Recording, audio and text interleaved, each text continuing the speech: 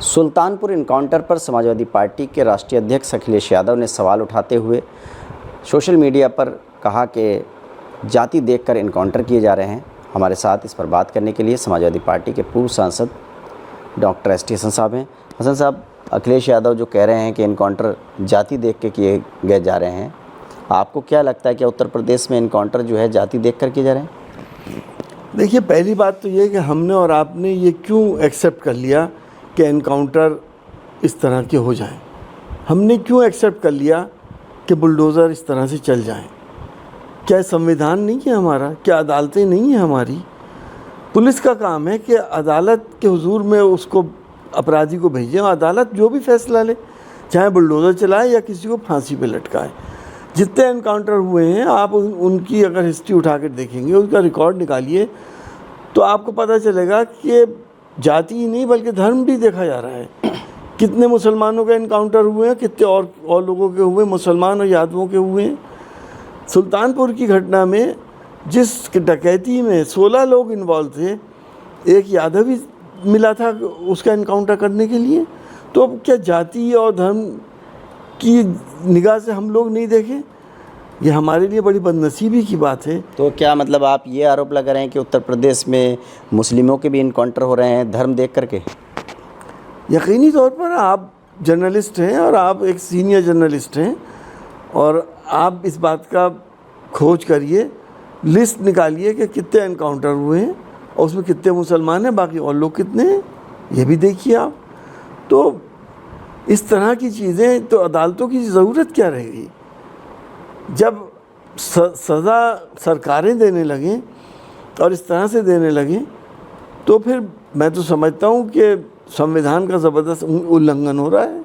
ये सरकार और भाजपा के नेताओं का कहना है कि जो भी लिस्ट है उत्तर प्रदेश में, जो अपराधी हैं, चाहे उसका धर्म क्या है, जाति क्या है, उसे नहीं देखा जाता। अपराधी कोई भी हो सकता, उस पर कार्रवाई हो रही है। और ऐसा उन्होंने दावा किया है कि अलग अलग धर्मों के, अलग अलग जाति के लोगों के इनकाउंटर हुए हैं जो अपराध में संलिप्त थे, या जो भी कार्रवाई हो रही है, अगर बुलडोज़र की भी कार्रवाई हो रही है तो वो अपराधियों पर हो रही है।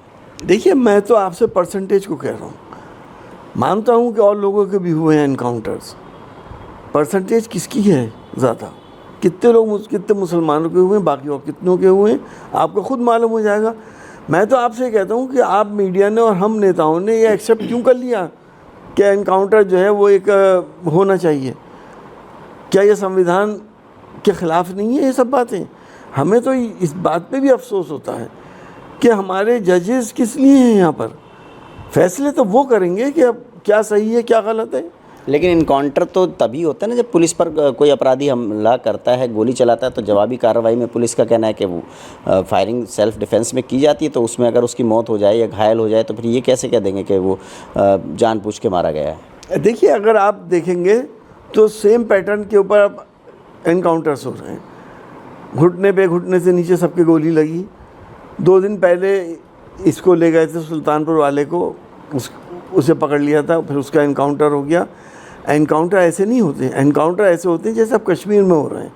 जिस तरह से वहाँ पे फोर्सेस आतंकवादियों का एनकाउंटर कर रही, वो हैं असली एनकाउंटर्स। लेकिन ये तो फर्जी एनकाउंटर्स ज़्यादा हैं। मॉब लिंचिंग की घटनाओं को लेकर के आप क्या कहना चाहेंगे? देखिए, बड़ा अफसोस है हमें इस बात का कि सिर्फ शक के ऊपर कि इसने गाय का मांस लेके जा रहा है या खाया है, एक इंसान को, एक गरीब इंसान को पीट पीट के मार दिया जाए। और एक ख़ास इलाके में ये घटनाएं बहुत हो रही हैं।